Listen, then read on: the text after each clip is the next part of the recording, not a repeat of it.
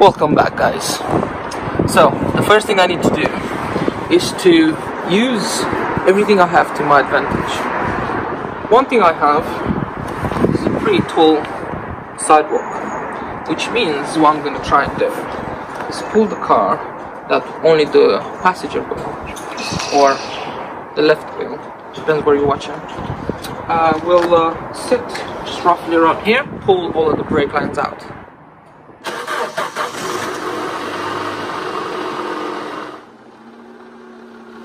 Okay.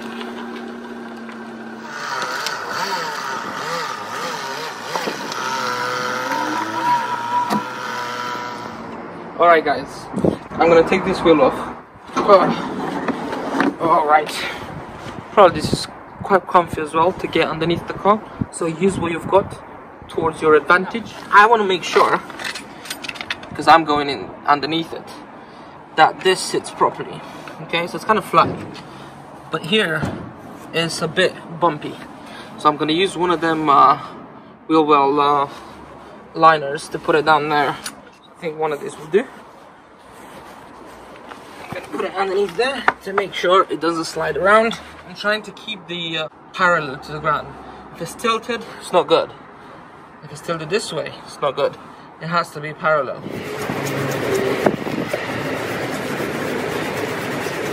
Okay. Give it a little tug. Make sure it's not gonna drop on your face. Seems fine.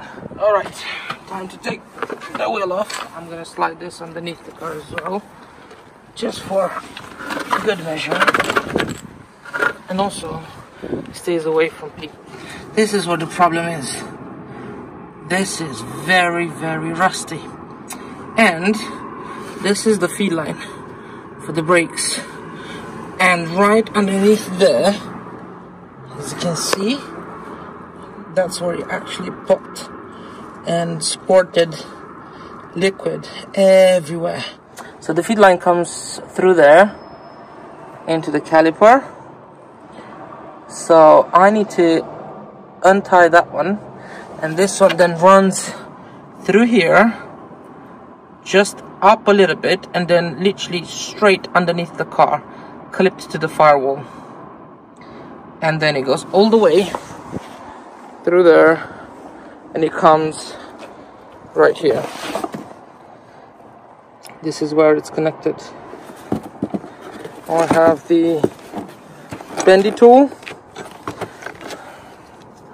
the cutter, and then the flare. Okay, so I'm gonna use some W40.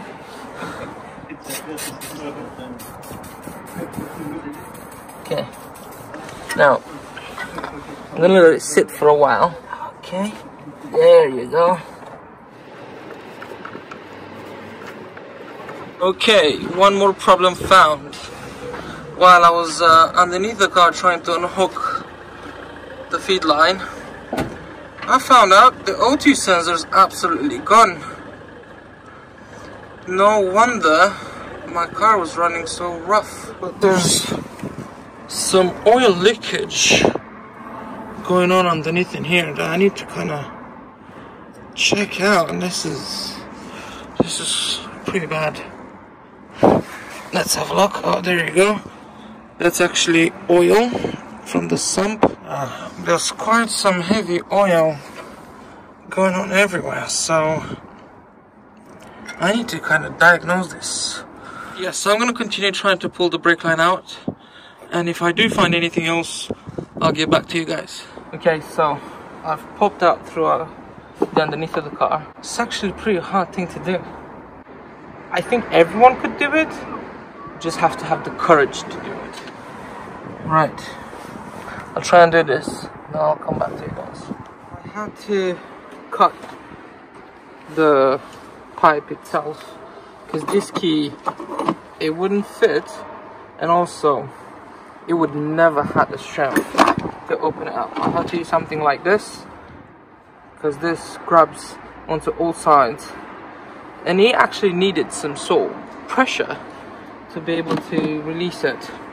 My next step is to actually take out the entire thing out and replace it with a copper. Okay, it's out. it got so corroded that this just literally snapped so easily. Other than that, the pipe itself is actually quite strong, but this is all it took for me to lose brakes. And now time to create the other one. Okay, this is how it looks, and this is how it needs to end up looking.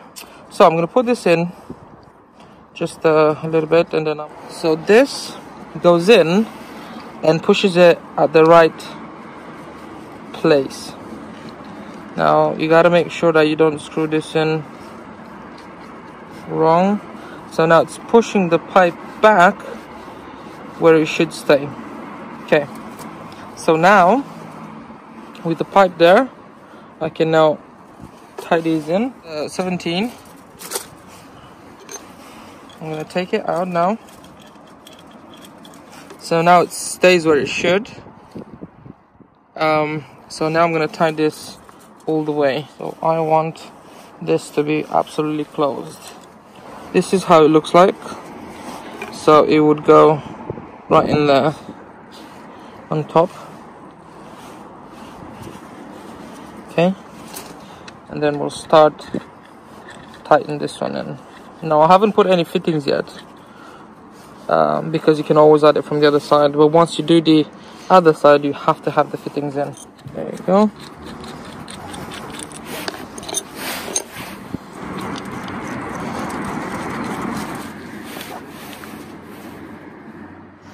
That's pretty much what we're looking for. This, it's copper, so copper normally molds very easily, right? So when I'm gonna tie this in, this is gonna create a seal inside, so that's gonna be fine. This is the length, and I had to take the old fittings because I didn't have any fittings like this that came with the kit. So now the last thing I need to do is to flare this side, and then I'm gonna route it throughout the car. Okay, so we flared the other side. I'm gonna do just a little bit of cleaning inside there to get the dirty oil out and maybe some impurities. I'm gonna screw it in, and then I'm gonna do a proper route. I have tightened this one in, route it in. We've put it in there, and we've bled the brakes already. I want to make sure that the other side, yeah, just put that in there. The other front wheel doesn't have the same issue.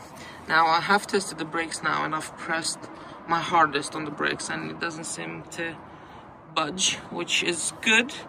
I have used 1 liter of .4 to fill it in, just to make sure that is the correct level. There's no air in the system. I've turned the can round, took this one off, and let's have a look. This one looks decent. The pipe itself is actually pretty okay. It's good enough to take me home, and then I will see you guys in the next episode. Right, so I've just managed to get home, and we've developed a new issue. We have a check engine. So what I'm gonna put a tester on the car and see what that problem is. I will update you in a second. Alright, so let's have a look. It's a 2002 Astra G. Let's have a look at diagnosis, controlled unit, and engine control unit. This is a Z18XE. So let's click on that one. Let's have a look what the problem is. Let's read the codes. And problems, but it's literally the same one. It says that O2 sensor heater circuit is open, and as we've seen just underneath the car, there was no sensor connected. It's absolutely ruined. And this one talks about the heater circuit range performance, but we'll get that done probably not the next video, the video after, because the one other thing we need to fix before we can get this fixed is the thermostat, and then the water for the new antifreeze in it. Alright guys, we'll see you to the next video.